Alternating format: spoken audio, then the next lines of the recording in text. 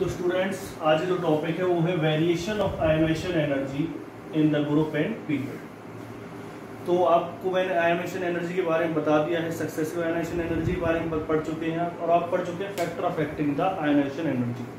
और अगर आपको factor affecting the ionization energy के बारे में थोड़ा सा भी पता है, यानी कि अगर आपने उनको अच्छी तरह से पढ़ रखा है कौन कौन से फैक्टर्स है, जैसे कि न्यूक्लियर चार्ज है, एटॉमिक रेडियाई है, शील्डिंग इफेक्ट है, हाफ फील्ड और फुल फील्ड इलेक्ट्रॉनिक कॉन्फिगरेशन और पेनिट्रेटिंग इफेक्ट है, अगर आपने वो पढ़ रखा है तो इस टॉपिक को पढ़ने में भी आपको मजा आएगा और चीजें आप अच्छी तरह से सीख सकेंगे। तो सबसे पहले बात करते हैं इन द ग्रुप। तो पहले इन द पीरियड के बारे में बात कर लेते हैं, थोड़ा जल्दी हो जाएगा। तो पीरियड की अगर हम बात करते हैं, सबसे पहले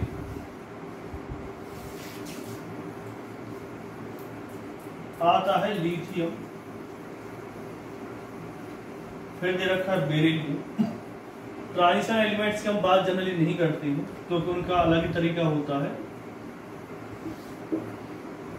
आयोनाइजेशन एनर्जी को निकालने। उसमें क्या होता रहता है, मतलब एक्सेप्शनल केस होते हैं, उसमें आप इजीली नहीं निकाल सकते, कुछ ना कुछ रीजंस आते रहते हैं। तो वो आप बी और एफ ब्लॉक जब पढ़ेंगे 12th क्लास में तो वहां पे चीज डिस्कस हो जाएंगी। तो इस तरह से आपको क्या दे रखा है। अब मैं अगर लिथियम की बात कर रहा हूं तो इसका मतलब नहीं है कि मैं सिर्फ लिथियम के बारे में बात करूंगा, नहीं, हम पूरे ग्रुप को मान करके चलेंगे।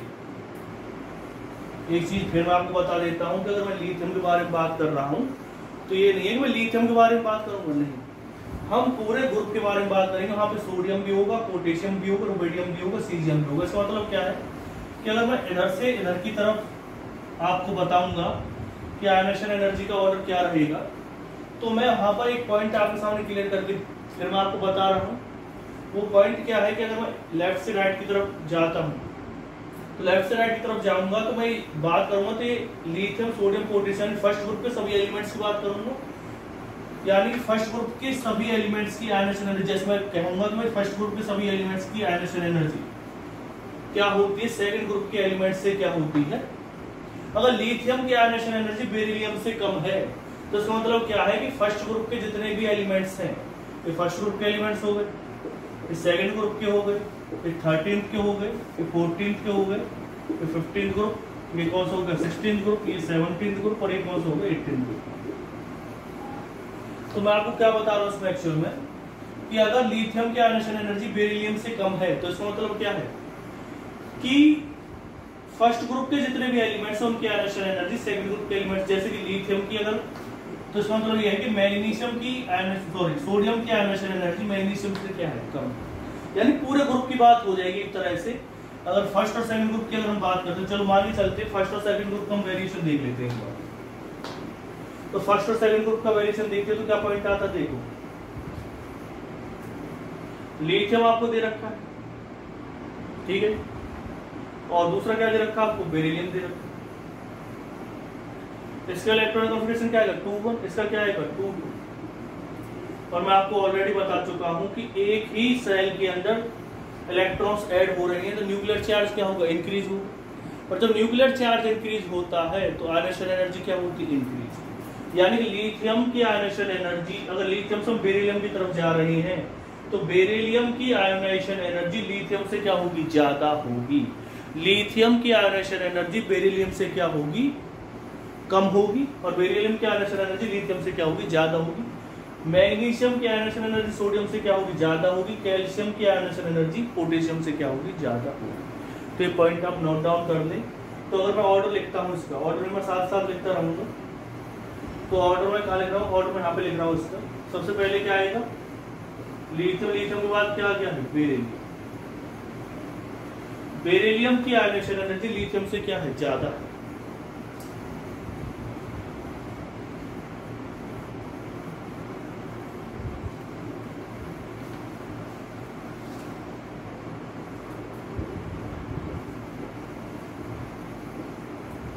आप कहीं से फ्री स्पेस कैसे छोड़ दिया आपने, तो मैं अभी आपको बताने वाला हूं कि एक्चुअल होगा क्या कि हम जाते हैं लिथियम से बेरिलियम की तरफ हम गए तो क्वेश्चन आ जाए कि why the ionization energy of second group elements are greater than first group elements. तो रीजन क्या बताएंगे आप उसका, रीजन कुछ नहीं, रीजन आएगा इसका आपका न्यूक्लियर चार्ज ज्यादा होता है सेकंड ग्रुप के एलिमेंट्स का due to the more effective nuclear charge compare to first group elements. फिर अब बात करते हैं बेरिलियम से बोरॉन की तरफ जाते हैं। तो कल भी मैंने आपको वीडियो में बताया था, फिर मैं आपको एक बार बता देता हूँ कि अगर आप बेरिलियम का इलेक्ट्रॉनिक कॉन्फ़िगरेशन करते हैं अकॉर्डिंग टू सब सेल तो क्या आता है 1s2 2s2, ठीक है। इसका क्या आता है बोरॉन 1s2 2s2 2p1। इसका इलेक्ट्रॉन किसके अंदर है p सब सेल के अंदर, इसका किसके अंदर s सब सेल के अंदर। तो मैंने एक चीज आपको बताई थी कि जो बेरिलियम से बोरॉन की तरफ आप जाएंगे तो बोरॉन की जो आयनेशन एनर्जी है वो बेरिलियम से कम होती है। और रीजन क्या आएगा उसका, क्योंकि बोरॉन का पेनिट्रेटिंग इफेक्ट जो मैं कल आपको बता चुका हूं वो बेरिलियम से क्या होता है, कम होता है। इस वजह से बेरिलियम की आयनेशन एनर्जी बोरॉन से हो जाती है, क्योंकि इसके इलेक्ट्रॉन कौन से सब सेल के अंदर है 2s के अंदर, इसके तो उसके अंदर है 2p के अंदर। 2s सब सेल ज्यादा पास होगी न्यूक्लियस के तो उसके इलेक्ट्रॉन को ज्यादा स्ट्रांगली अट्रैक्ट किया जाएगा कंपेयर टू 2p के, क्योंकि वो थोड़ी सी दूर होगी न्यूक्लियस से। तो किसकी आयनेशन एनर्जी कम होती है, बोरॉन की आयनेशन एनर्जी बेरिलियम से क्या होती है, कम। क्वेश्चन ये भी आ सकता है कि why the 13th group elements have lower ionization energy compare to second group elements. तो रीजन क्या आएगा, due to the penetrating effect, ठीक है ना। तो अगर क्वेश्चन ये भी आ सकता है, जरूर नहीं कि बेरिलियम और बोरॉन पूछे, एल्युमिनियम और बेरिलियम से भी पूछते हैं तो मैग्नीशियम की आयनेशन एनर्जी एल्युमिनियम से क्या होती है, ज्यादा होती है। रीजन क्या आएगा, पेनिट्रेटिंग इफेक्ट। फिर है कार्बन की अगर हम बात करते हैं तो कार्बन के बारे में अगर मैं बताता हूं आपको,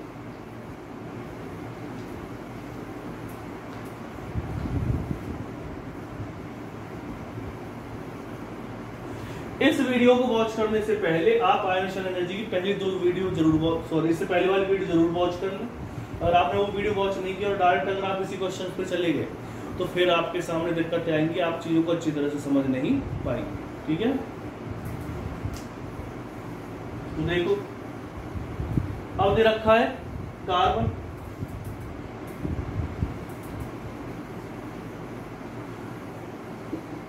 one h2 2s2 2p2 6 atomic number होता है आप, और एक क्या दे रखा बोरॉन 1s2 2s2 2p1। तो इधर से एक चीज आप हमेशा नोट डाउन कर ले कि इधर से इधर की तरफ आप जा रहे हैं तो न्यूक्लियर चार्ज इंक्रीज होता है। फिर मैं आपको बता रहा हूँ कि लिथियम से अगर आप नियोन की तरफ जा रहे हैं तो न्यूक्लियर चार्ज इंक्रीज होगा, क्योंकि एक ही सब सेल के अंदर एक ही सेल के अंदर इलेक्ट्रॉन्स फिल होते, सब सेल नहीं, एक ही सेल के अंदर इलेक्ट्रॉन्स फिल होते, उसकी वजह से। तो आप कहेंगे सर जब न्यूक्लियर चार्ज इंक्रीज हो रहा है तो सीधी सी बात है आयनेशन एनर्जी क्या होनी चाहिए, इंक्रीज होनी चाहिए। लेकिन यहाँ पर कुछ और फैक्टर्स भी साथ में हम लेकर के चलते हैं, जैसे हाफ फील्ड या पेनिट्रेटिंग इफेक्ट। तो पेनिट्रेटिंग इफेक्ट क्या होता है, बेरिलियम से बोरॉन की तरफ जाते हैं तो यहाँ पर पेनिट्रेटिंग इफेक्ट ओवरवे कर देता है किसको, न्यूक्लियर चार्ज को। न्यूक्लियर चार्ज तो किसका ज्यादा है, बोरॉन का, ध्यान रखना न्यूक्लियर चार्ज बोरॉन का ज्यादा है, लेकिन आयनेशन एनर्जी किसकी ज्यादा रहेगी, बेरिलियम की, क्योंकि उसका पेनिट्रेटिंग इफेक्ट क्या है, ज्यादा है। लेकिन अगर आप बोरॉन से कार्बन की तरफ जाएंगे तो एक चीज में आप मुझसे पूछ सकते हैं और वो पूछनी भी चाहिए, वो आप कहेंगे सर बेरिलियम की आयनेशन एनर्जी कार्बन से भी ज्यादा होनी चाहिए, आप मैं कहूंगा क्यों, तो उसका रीजन ये आएगा,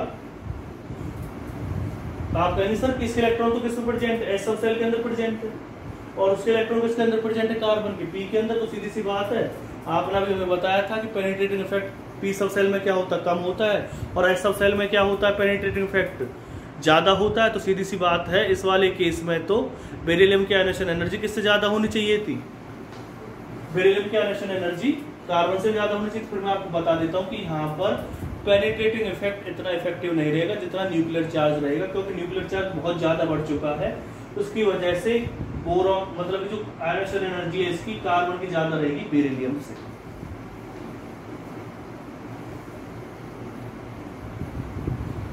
फिर आते हैं हम नेक्स्ट पॉइंट पर। अब मैंने कल भी बताया था, फिर एक बार बता देता हूं नाइट्रोजन के बारे में।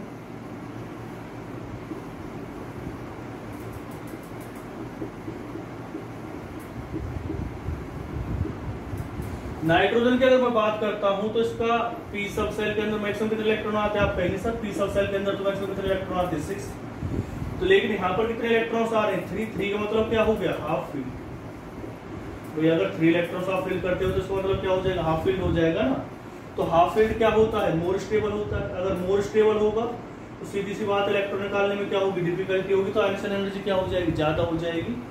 तो नाइट्रोजन यानी कि जो 15 ग्रुप के एलिमेंट्स है उनकी आयनिशन एनर्जी 16 ग्रुप के एलिमेंट से क्या होती है, ज्यादा होती है।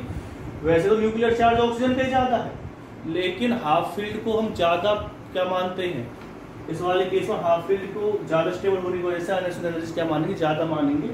तो 16 ग्रुप की आयनिशन एनर्जी 15 ग्रुप से क्या होती, कम होती है। तो रीजन क्या आएगा उसका, रीजन यही आएगा क्योंकि उसमें हाफ फील्ड इलेक्ट्रॉनिक कन्फिगरेशन होता है। तो ऑक्सीजन की आयनिशन एनर्जी नाइट्रोजन से क्या रहेगी, कम रहेगी। फिर अगर हम बात करते हैं किसकी, फ्लोरीन की, तो फ्लोरीन की आयनिशन एनर्जी ज्यादा होगी क्योंकि उसका न्यूक्लियर चार्ज क्या होता है, ज्यादा होता है। सबसे ज्यादा आयनिशन एनर्जी किसकी होगी, नियॉन की होगी। और रीजन क्या बता सकते हैं आप इसका, फुल फील्ड इलेक्ट्रॉनिक कॉन्फिगरेशन, जो मैं आपको कल भी बता चुका।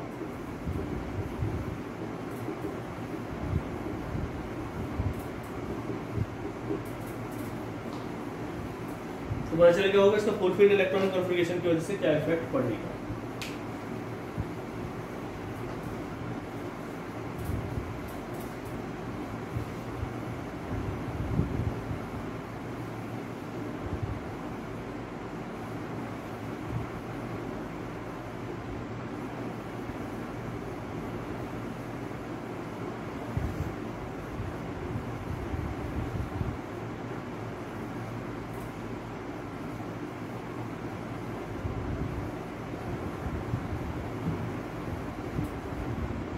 तो लिखिए इसे,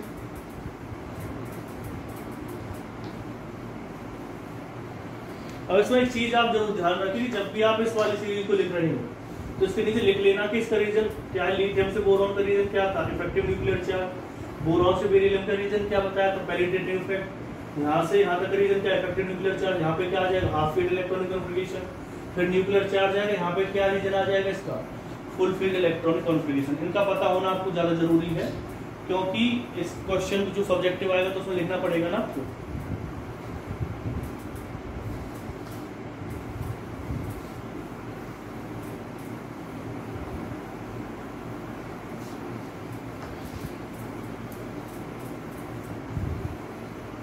तो ये तो बात हो गई किसकी, पीरियड की। अब बात करते हैं इनका group.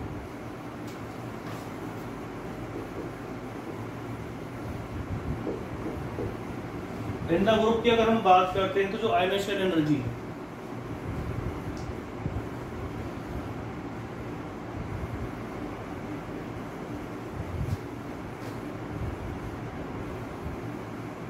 Down the group ionization energy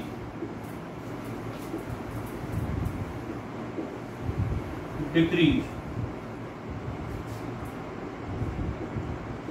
with increase in atomic rate।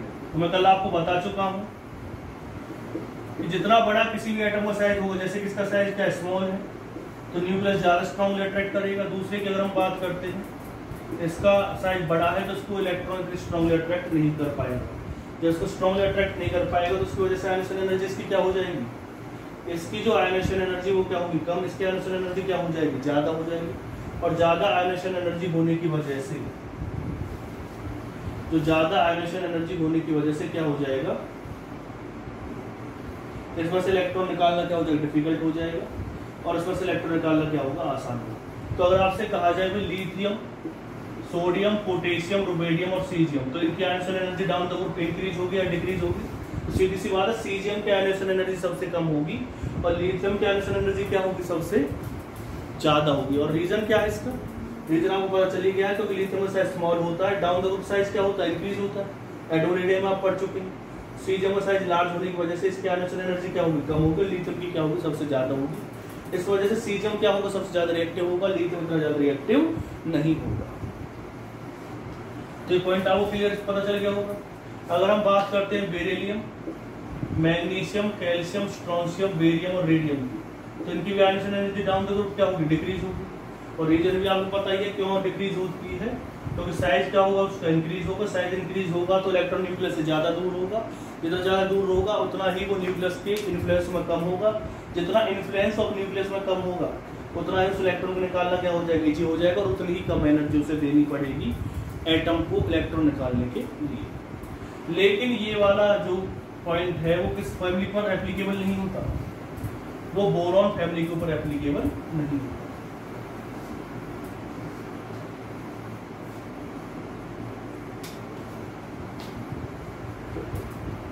तो अगर हम बोरॉन फैमिली की बात करते हैं,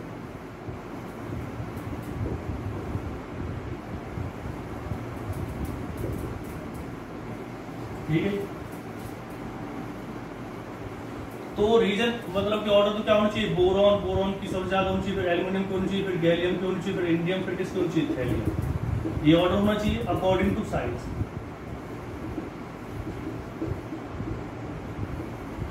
ऑर्डर ऑफ आयोनाइजेशन एनर्जी। लेकिन ये क्या है, गलत। आप कहिए सर क्यों?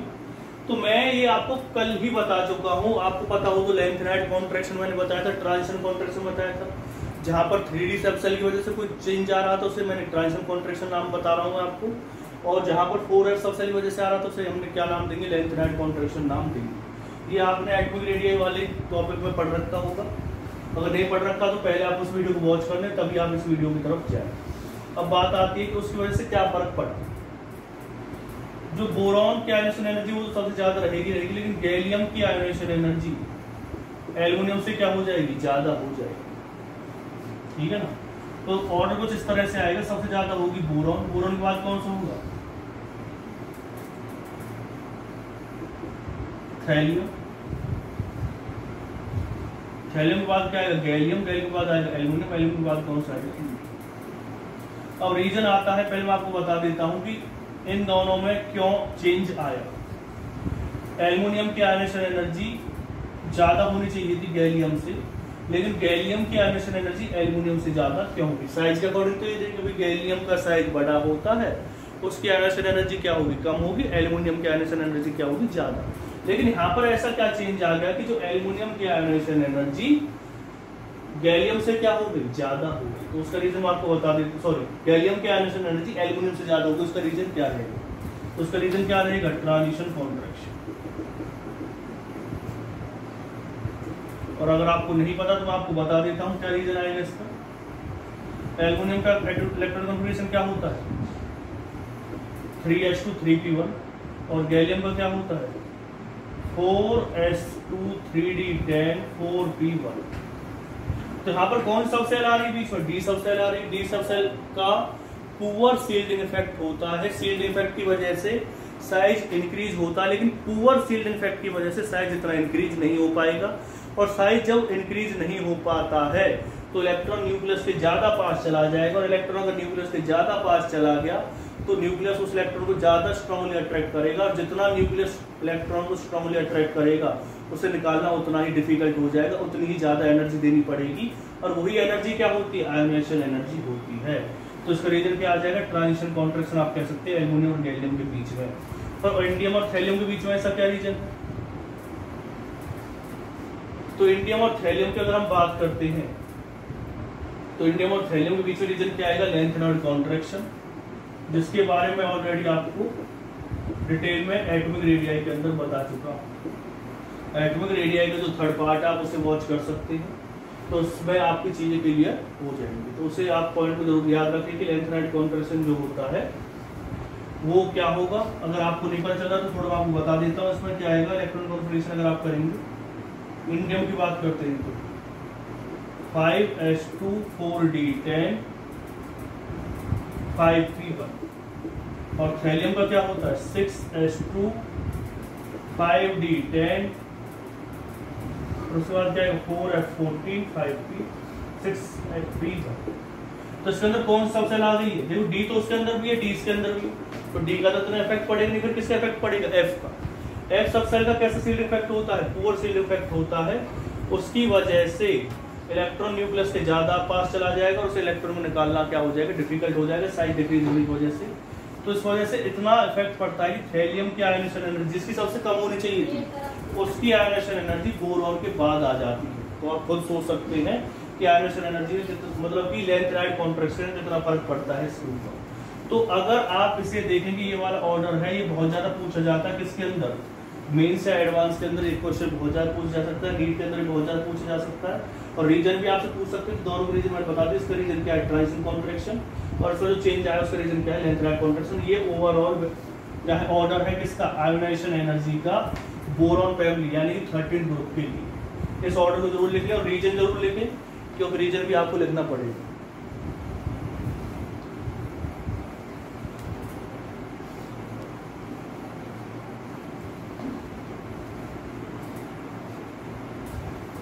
इसके बाद स्टूडेंट्स इसमें ज्यादा चेंज नहीं। फिर बात करते हैं कार्बन फैमिली।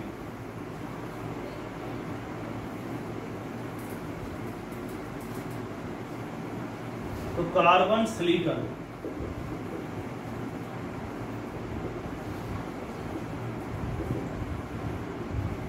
तो ऑर्डर अगर हम बात करें तो कार्बन में ज्यादा होनी चाहिए, सिलिकॉन, फिर जर्मेनियम, फिर टिन और फिर lead according to size. Order of ionization energy तो गलत हो गया ना, मतलब कि ये ऑर्डर होना तो यही चाहिए था एक्चुअली, लेकिन ये ऑर्डर नहीं होता। लेकिन रीजन क्या है इसका, तो रीजन मैं आपको बता देता हूँ, इसका थोड़ा सा चेंज होता है। टिन लेड की आयोनाइजेशन एनर्जी टिन से क्या होती है ज्यादा होती है, इसमें सिर्फ एक ही चेंज आता है, और उसका रीजन क्या है, उसका रीजन है लेंथ राइट कॉन्ट्रैक्शन।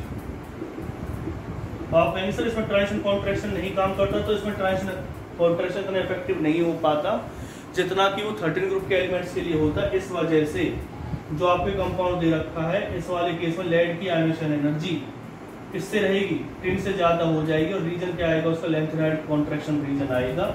होनी किसकी ज्यादा चाहिए थी, टिन की ज्यादा होनी चाहिए, लेकिन होती किसकी है, लेड की ज्यादा होती है।